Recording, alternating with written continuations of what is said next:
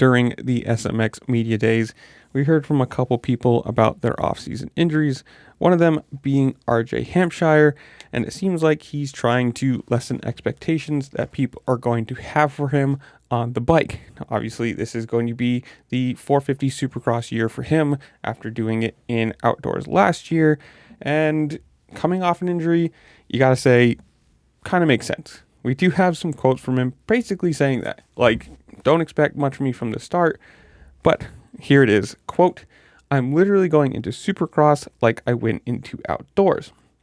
I mean, outdoors, dude, I was barely hanging on, but that was one arm there at first. But I'm trying to not expect too much. Take it as it kind of comes the first round or two.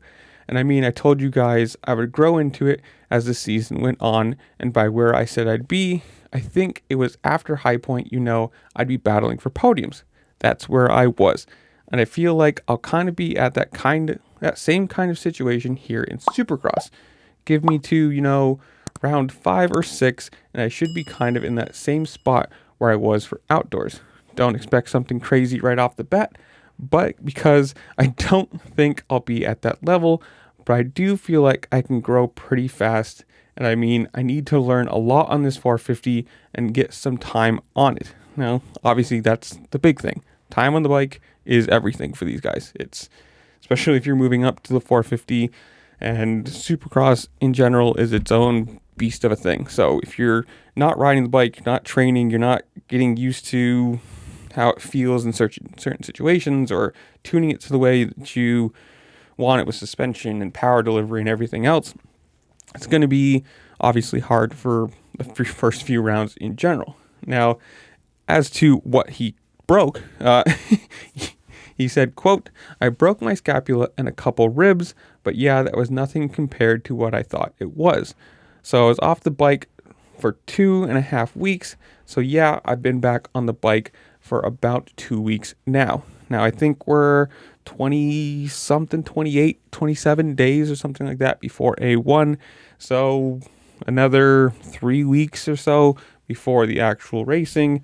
And who knows? I mean, obviously, immediately back on the bike after being injured, you're not running 100%. You're not running full races probably. It's going to be getting back up to fitness, getting back up to, race or riding speed, not just like running on the treadmill or cardio stuff. So who knows how really far into like a quote unquote camp he is, but it's going to be a big thing. And it's going to be interesting. I mean, obviously moving into the 450 class as his age at 29 years old. I mean, you think Tomac's 32 and he's already talking about like 1 or maybe 2 more years before he's retiring. So RJ Hampshire is definitely coming into this at the later end of his career. Let's be nice about it here. But this is where I'm going to leave you guys. Comment down below. Tell me what you think. How well does he do? Is he going to look good in that 450 like he did outdoors, like he said, after working into it?